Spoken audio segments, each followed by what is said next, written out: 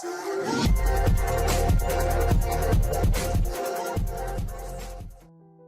relatively easier in SketchUp to set up a terrain. All you need to have is a good internet connection or fast internet connection.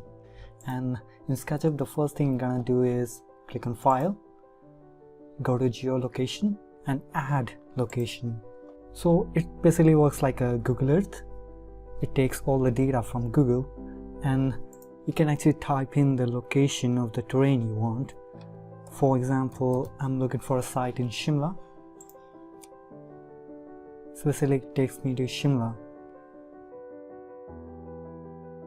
So around here, this rectangle is basically the limit, the extended limit of the terrain that you can import.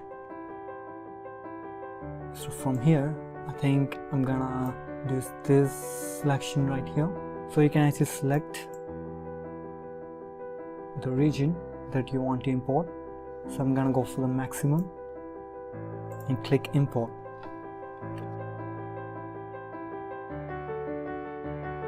So this is gonna add two another layers into this SketchUp file.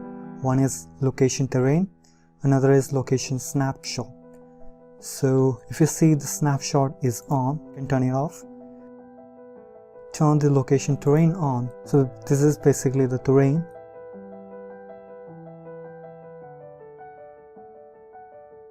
And as you see, this location terrain is in a group. You can unlock it. Now you can actually move it around. What I will do is I will go to View and turn the hidden geometry on. So now you can actually place some objects over this or whatever you're designing.